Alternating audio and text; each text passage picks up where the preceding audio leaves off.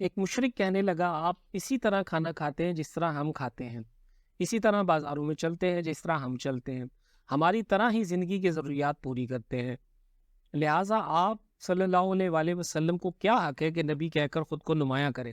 اور یہ کہ آپ صلی اللہ علیہ وآلہ وسلم کے ساتھ کوئی فرشتہ کیوں نہیں اترا جو آپ صلی اللہ علیہ وآلہ وسلم کی تصدیق کرتا؟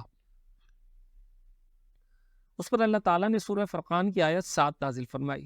ترجمہ: اور یہ کافر لوگ رسول اللہ صلی اللہ علیہ وآلہ وسلم کی نسبت یوں کہتے ہیں کہ اس رسول کو کیا ہو گیا ہے کہ وہ ہماری طرح کھانا کھاتا ہے اور بازاروں میں چلتا پھرتا ہے، اس کے ساتھ کوئی فرشتہ کیوں نہیں بھیجا گیا کہ وہ اس کے ساتھ رہ کر ڈرایا کرتا، اس کے پاس غیب سے کوئی خزانہ آ پڑتا یا اس کے پاس کوئی غیبی باغ ہوتا جس سے یہ کھایا کرتا۔ اور ایمان لانے والوں سے یہ ظالم لوگ یہ بھی کہتے ہیں کہ تم ایک بے عقل آدمی کی راہ پر چل رہے ہو۔ پھر جب انہوں نے یہ کہا کہ اللہ تعالیٰ کی ذات اس سے بہت بلند ہے کہ وہ ہم ہی میں سے ایک بندے کو رسول بنا کر بھیجے، تو اس پر اللہ تعالیٰ نے سورہ یونس کی آیت نازل فرمائی۔ ترجمہ: کیا ان مکہ کے لوگوں کو اس بات سے تعجب ہوا کہ ہم نے ان میں سے ایک شخص کے پاس وحی بھیج دی کہ سب آدمیوں کو اللہ کے احکامات کے خلاف چلنے پر ڈرائے، اور جو ایمان لے آئے انہیں خوشخبری سنا دے کہ انہیں اپنے رب کے پاس پہنچ کر پورا رتبہ ملے گا۔ اس کے بعد ان لوگوں نے آپ صلی اللہ علیہ وآلہ وسلم سے کہا، ہم پر آسمان کے ٹکڑے ٹکڑے کر کے گرا دو، جیسا کہ تمہارا دعویٰ ہے کہ تمہارا رب جو چاہے کر سکتا ہے۔ ہمیں معلوم ہوا ہے کہ تم جس رحمان کا ذکر کرتے ہو وہ رحمان جمامہ کا ایک شخص ہے، وہ تمہیں یہ باتیں سکھاتا ہے۔ ہم لوگ اللہ کی قسم کبھی رحمان پر ایمان نہیں لائیں گے۔ یا رحمان سے مراد ان لوگوں کی یمامہ کا ایک یہودی کاہن سے تھی۔ اس بات کے جواب میں اللہ تعالیٰ نے سورہ رعد کی آیت 30 نازل فرمائی۔ ترجمہ: آپ صلی اللہ علیہ وآلہ وسلم فرما دیجئے کہ میرا وہی رب میرا مربی اور نگہبان ہے، اس کے سوا کوئی عبادت کے قابل نہیں، میں نے اسی پر بھروسہ کر لیا اور اسی کے پاس مجھے جانا ہے۔ اس وقت آپ صلی اللہ علیہ وآلہ وسلم پر رنج اور غم کی کیفیت طاری تھی۔ آپ صلی اللہ علیہ وآلہ وسلم کی عین خواہش تھی کہ وہ لوگ ایمان قبول کر لیں، لیکن ایسا نہ ہو سکا، اس لیے غمگین تھے۔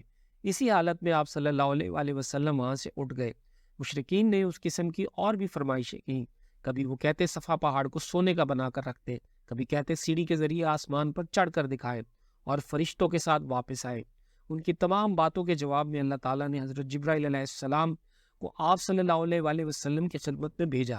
انہوں نے آ کر کہا، اے محمد صلی اللہ علیہ وآلہ وسلم، اللہ تعالیٰ آپ صلی اللہ علیہ وآلہ وسلم کو سلام فرماتے ہیں اور فرماتے ہیں کہ اگر آپ چاہیں تو صفا پہاڑ کو سونے کا بنا دیا جائے، اسی طرح ان کے جو مطالبات ہیں ان کو بھی پورا کر دیا جائے، لیکن اس کے بعد بھی اگر یہ لوگ ایمان نہ لائے تو پھر سابقہ قوموں کی طرح ان پر ہولناک عذاب نازل ہوگا، ایسا عذاب کہ آج تک کسی قوم پر نازل نہیں ہوا ہوگا، اور اگر آپ ایسا نہیں چاہتے تو میں ان پر رحمت اور توبہ کا دروازہ کھلا رکھوں گا۔ یہ سن کر آپ صلی اللہ علیہ وآلہ وسلم نے عرض کیا، باری تعالیٰ آپ اپنی رحمت اور توبہ کا دروازہ کھلا رکھیں۔ دراصل آپ جانتے تھے کہ قریش کے یہ مطالبات جہالت کی بنیاد پر ہیں، کیونکہ یہ لوگ رسولوں کو بھیجنے کی حکمت کو نہیں جانتے تھے۔ رسولوں کا بھیجا جانا تو دراصل مخلوق کا امتحان ہوتا ہے تاکہ وہ رسولوں کی تصدیق کرے اور رب تعالیٰ کی عبادت کرے۔ اگر اللہ تعالیٰ درمیان سے سارے پردے ہٹا دے اور سب لوگ آنکھوں سے سب کچھ دیکھ لے تو پھر تو انبیاء اور رسولوں کو بھیجنے کی ضرورت ہی باقی نہیں رہتی، اور غیب پر ایمان لانے کا کوئی معنی ہی نہیں رہتا۔ مکہ کے مشرکین نے دو یہودی عالموں کے پاس اپنے آدمی بھیجے۔ یہودی عالم مدینہ میں رہتے تھے۔ دونوں قاصدوں نے یہودی عالموں سے ملاقات کی اور ان سے کہا، ہم آپ کے پاس اپنا ایک معاملہ لے کر آئے ہیں۔ ہم لوگوں میں ایک یتیم لڑکا ہے، اس کا دعویٰ ہے کہ وہ اللہ کا رسول ہے۔ یہ سن کر یہودی عالم بولے، ہمیں اس کا حلیہ بتاؤ۔ قاصدوں نے نبی اکرم صلی اللہ علیہ وآلہ وسلم کا حلیہ بتا دیا۔ تب انہوں نے پوچھا، تم لوگوں میں سے کن لوگوں نے ان کی پیروی کی ہے؟ انہوں نے جواب دیا، کم درجے کے لوگوں نے۔ اب انہوں نے کہا، تم جا کر ان سے 3 سوال کرو، اگر انہوں نے ان 3 سوالات کے جواب دے دیے تو وہ اللہ کے نبی ہے، اور اگر جواب نہ دے سکے تو پھر سمجھ لینا کہ وہ کوئی جھوٹا شخص ہے۔